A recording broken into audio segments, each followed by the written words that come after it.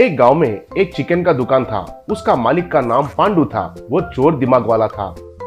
तोलने के नीचे चुंबक लगाना, हर बार कुछ न कुछ कहकर दाम बढ़ाना और पैसे लूटना, ऐसा काम करता रहता था।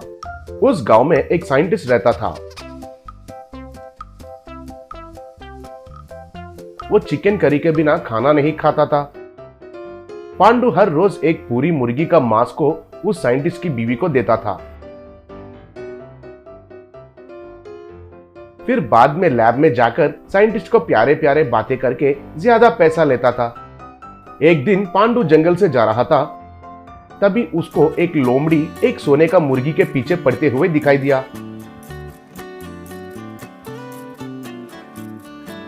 पांडू ने पत्थर फेंकने की वजह से वो लोमड़ी उधर से भाग गया।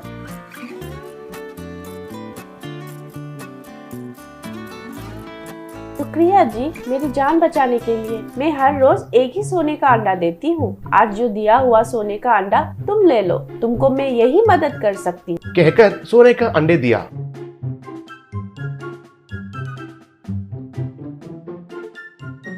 उसकी वजह से आस में आकर पांडू, माँ इतनी बड़ी बात बोल दिया। मैं पैसे वाला नहीं हूँ। मेरा मुर्गियों का दुकान होने से भी मैं असल में मांस ही नहीं खाता हूँ। मैं जो भी कमाता हूँ उसमें आधा गरीबों को देता हूँ। ये अंडे भी मैं गरीबों को दूंगा। मेरा एक छोटा प्रार्थना है, इस जंगल में रहोगी तो तुम्हारा जान को खतरा हो सकता है। उसके ऊपर तुम्हारे अंडे बेकार में कुछ काम के बिना हो रहे हैं। अगर मेरे साथ आओगी तो मैं तुमको ध्यान से रखूंगा। तुम जो भी अंडे दोगी वो सब गरीबों को बांटूंगा। क्या कहती हो?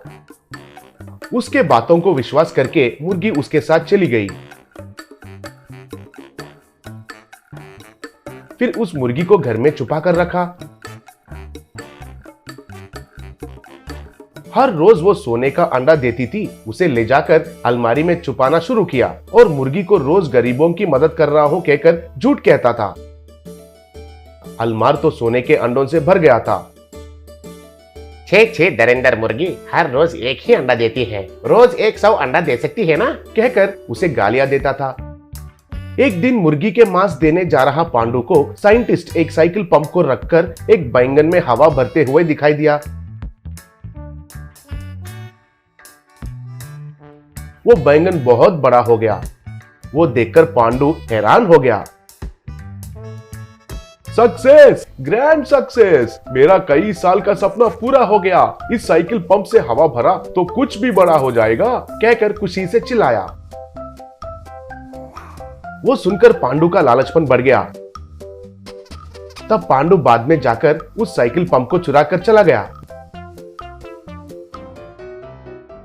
उसको घर में लाकर मुर्गी के आगे डांस करते हुए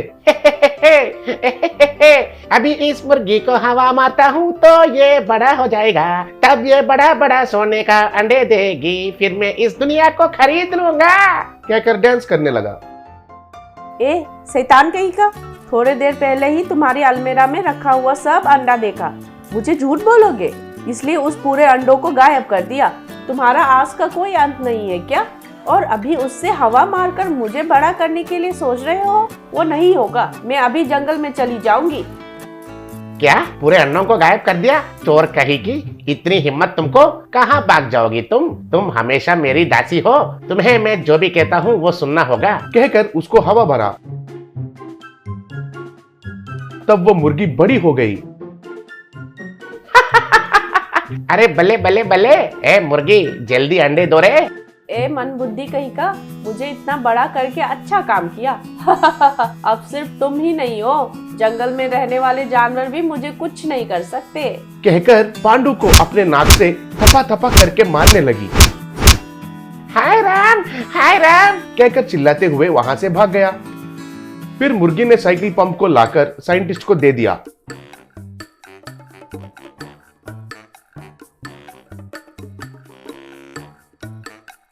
और वहां से सीधा जंगल में चली गई।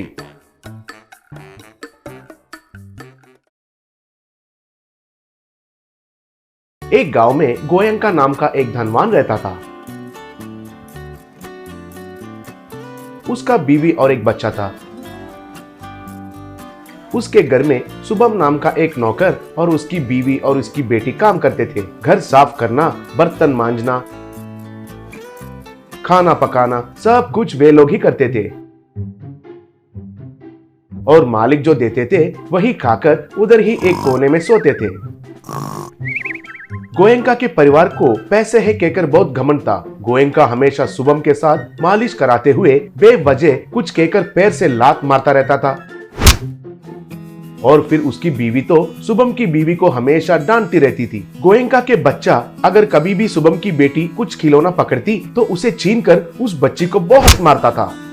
हर दिन तीनों अपने अपने दुख बांटते हुए बहुत दुखी होते थे।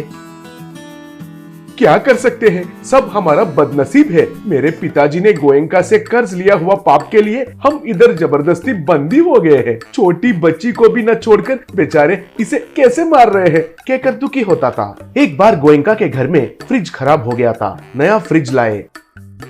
गोयंका का बेटे ने फ्रिज ओपन करके उसमें से आइसक्रीम खा रहा था तो शुभम की बेटी आस से देख रही थी। फिर मन में वो बच्ची, अरे वाह, इस आइसक्रीम को देखने से मुंह में पानी आ रहा है, मगर उसे लिया तो चोरी कहलाएगा।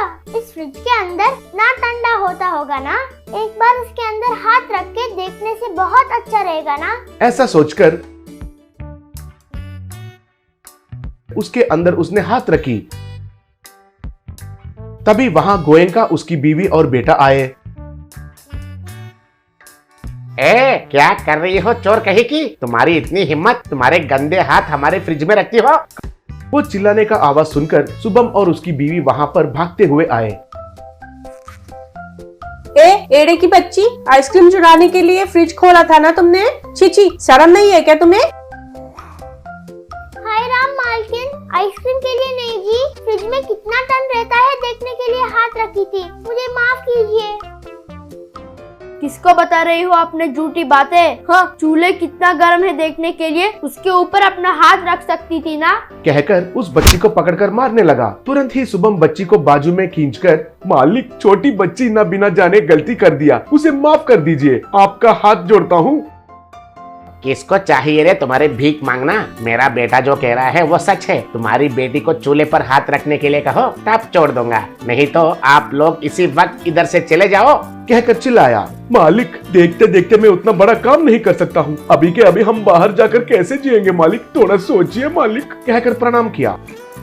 हाँ, तुम्हारी छोटी बेटी के ऊपर कितना प्यार है तुम्हें। मर्यादा से जाओगे या धक्के मार के निकालूं? कहकर हाथ उठाकर आगे आया। उसकी वजह से बेचारे तीनों घर छोड़कर बाहर आ गए। गांव के बाहर एक छोटा सा झोंपड़ी बनाकर उसमें रहने लगे। फिर जंगल में लकड़ी काटकर जीने लगे। एक दिन एक बूढ़ी औरत उनके घर में आई। बेटा, बहुत थक गई हूँ, थोड़ा ठंडा पानी दोगे क्या? अरे माँ जी, हमारे पास तो मटका भी नहीं है, ठंडा पानी नहीं देने के वजह से आप बुरा मत मानिए। वैसे ही एक ग्लास में पानी दिया तो वो उसे पीकर एक देवी जैसा बदल गई। बेटा शुभम, तुम पर जो भी अन्याय हुआ वो सब मुझे पता है, इसलिए तुम्हें मदद करने के लिए आई हूँ। कहकर हाथ घुमाते ही वहाँ एक मिट्टी का फ्रिज प्रकट हुआ। बेटा, ये एक मायावी मिट्टी का फ्रिज है, तुम्हारा हर ख्वाहिश ये पूरा करेगा। इससे थोड़ा गरीब को भी मदद कीजिए, तब आप लोगों को सब अच्छा होगा। कहकर वरदान देकर गायब हो गई।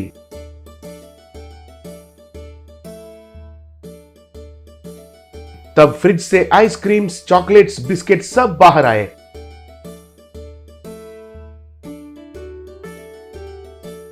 वो खाकर बच्ची बहुत खुशी हुई।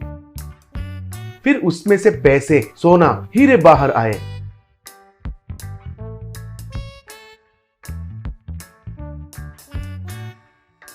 उन पैसों से उन्होंने बड़ा घर और कार खरीदा। घर के आगे ही फ्रिज को रखकर उसमें से आए हुए पैसे, सोना और हीरों को गरीबों में बांटने लगे।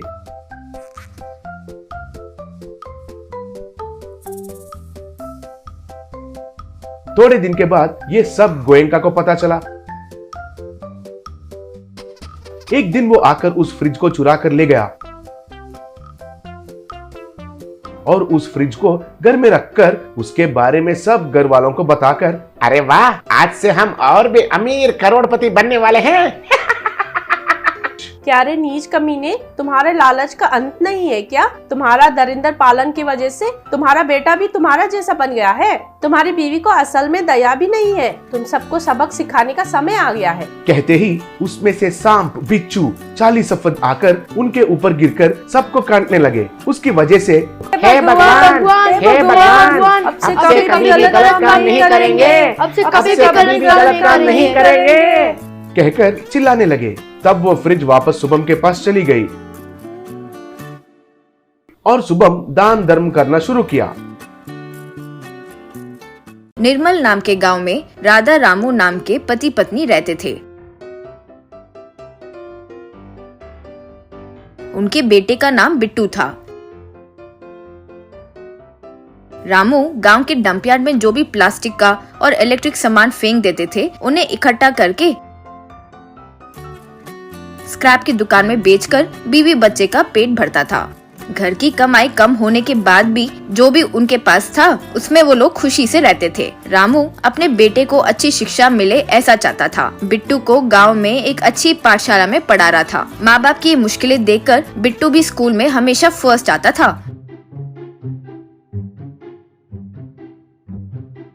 एक दिन अचानक से एक एक्सीडेंट में रामू की रीढ़ की हड्डी टूट गई। रामू को बिस्तर पर ही रहना पड़ा। रामू बहुत परेशान हो गया था। ऑपरेशन के लिए उनके पास पैसे ना होने की वजह से रामू हमेशा के लिए बिस्तर पर ही रह गया। एक दिन रामू बिट्टू से, मुझे माफ कर दे बेटा, अब पूरे परिवार का बोझ तुम पर ही है। मुझे तेरा ध्यान रखना चाहिए, उल्टा तुझे मेरा ध्यान रखना पड़ रहा है, कहते हुए परेशान होता है। परेशान मत हो पापा, आपका और माँ का अच्छे से ध्यान रखूंगा। मैं ढेर सारे पैसे कमाकर आपका ऑपरेशन भी करवा दूंगा, कहता है। बिट्टू उसके पापा की तरह ही डंपयार्ड में जाकर प्लास्टिक और इलेक्ट्रिक सामान बेचने लगा। स्क्रैप की दुकान का मालिक मुन्ना बिट्टू को छोटा बच्चा समझकर बिट्टू को कम पैसे देता है। एक दिन बिट्टू मुन्ना से, आप जो पैसे देते हैं उससे खाना भी नहीं बन पा रहा है सर। मेरे पापा की दवाइयों के लिए मुझे और पैसे चाहिए सर, थोड़ा रेट बढ़ा दीजिए ना साहब। क्या रे बच्चे, तू जो खचरा उठा के लाता है उसके लिए ये ही बहुत है। अगर तुम्हें सही लग रहा है तो बेचो, वरना जहाँ सही लगे वहाँ जाकर बेचो। बिट्टू लाचार होकर कम रेट में ही स्क्रैप बेचता रहा। एक बार बिट्टू जब रास्ते पर जा रहा था तब दो आदमी पेड़ के नीचे बात कर रहे थे। अरे तुझे पता है गांव के बाहर जो भूत बंगला है वहाँ बहुत बड़ा खजाना है। हाँ पता है, वो खजाने को बचाने के लिए एक भूत अंदर है, वो भी पता है। हम वहाँ जाते हैं ना यार, अगर हमें मिल गया तो हम करोड़पति बन सकते हैं। क्या वहाँ पर? नहीं बाबा नहीं, अगर जिंदा है तो बटाने बेचकर भी जी सकते हैं। अगर मैं वो चुड़ैल के हाथों मर गया तो मेरे परिवार को कौन देखेगा? हाँ रे, सच कह रहा है, चलो घर चलते हैं। उनकी बातें सुनकर बिट्टू मन में, अरे बड़ा खजाना, अगर वो मिल गया तो पापा का ऑपरेशन भी हो जाएगा और मैं भी पढ़ाई कर सकता हूँ। लेकिन उसमें भूत बोल रहे हैं तो कैसे करूँगा? हाँ आइडिया, सोचकर भूत का ड्रेस पहनकर वो भूत बंगले में जाता है।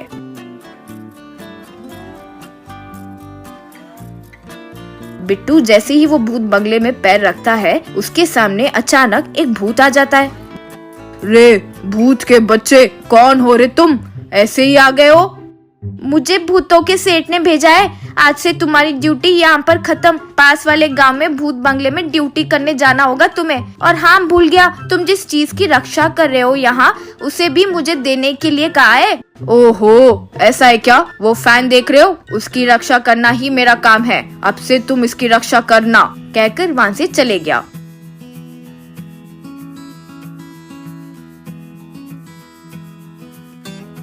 बिट्टू वो फैन को देखते हुए, ओह वो बड़ा खजाना यही है क्या? इसकी रक्षा क्यों कर रहा है वो भूत, समझ में नहीं आ रहा है। एक बार इसे घर ले जाकर देखता हूँ, सोचकर वो फैन को घर ले गया और सीलिंग पर लगाकर ऑन करते ही बस वो फैन में से ढेर सारे पैसे और गहने गिरने लगे। ये देखकर बिट्टू के माँ बाप आश्चर्यजनक हो गए थे। वो पैसों से बिट्टू उसके पापा का इलाज करवाता है। उसके पापा ठीक हो जाते हैं। एक अच्छा सा घर और कार भी खरीदता है।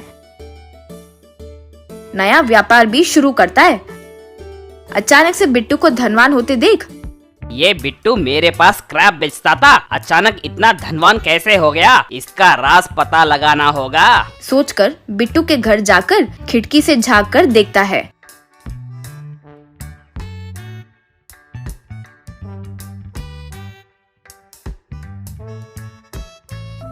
फैन से पैसे और गहने गिरते हुए देखता है। मुन्ना मन में, आहा, तो ये है इसका राज। तो ये मैजिकल फैन के कारण ही ये इतने धनवान हो गए हैं। मैं भी इस दुनिया का बड़ा अमीर आदमी बन जाऊंगा। सोचकर बिट्टू के घर से वो फैन चोरी करके ले जाता है।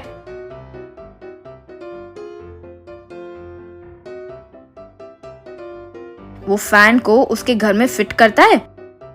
फैन ऑन करते ही वहां पर भूत आ जाता है। क्या रे, मुझसे तुमने ही फैन चोरी करके ले गए हो ना? कहकर मुन्ना को मारना शुरू करता है। अरे बाप रे, नहीं, मुझे मत मारो। चिल्लाते हुए वहां से भाग जाता है।